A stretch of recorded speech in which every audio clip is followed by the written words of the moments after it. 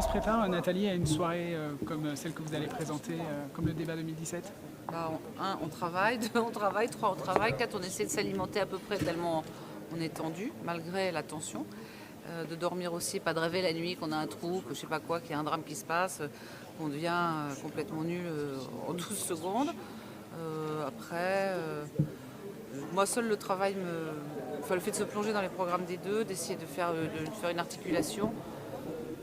Bon, c'est voilà, et puis faut se dire que c'est un moment très important de la campagne, très intense, mais qu'on doit avoir un comportement assez classique, c'est-à-dire on est là pour arbitrer, on est là pour faire le compte du temps, on essaiera de mettre une petite patte personnelle.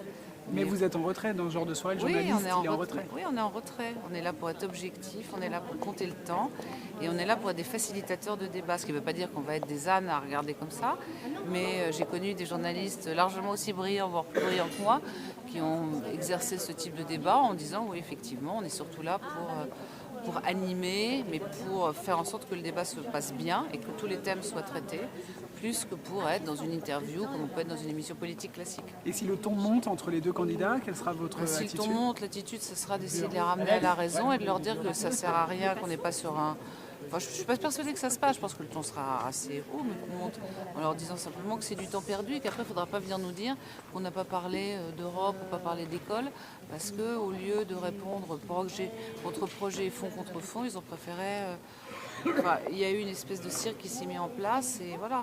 Moi, ce que je redoute toujours et ce que je trouve toujours relativement spécieux, c'est quand les politiques disent les journalistes s'intéressent qu'au truc, on n'a pas parlé de fond. Bah ouais, bon, très bien, demain on est pour parler de fond et on va essayer de faire qu'il y ait plusieurs fonds qui sortent. Et l'émission est relativement courte par rapport au nombre de thèmes qu'on doit évoquer.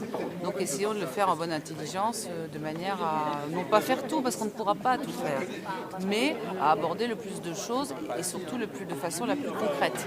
Et après, ce qu'on retient dans un débat comme ça, c'est toujours la petite phrase qui Non, se c'est démarque. plus des petites phrases, c'est les grands moments. Je veux dire, c'est l'anaphore de François Hollande, c'est quand Ségolène Royal dit non, je ne me calmerai pas. Alors les autres, c'est effectivement plus des petites phrases avec vous êtes l'homme du passif, vous n'êtes pas l'homme du passé, l'homme du passif ou le monopole du cœur. Mais non, je pense que c'est des grands moments plus que des petites phrases. On va un peu plus loin.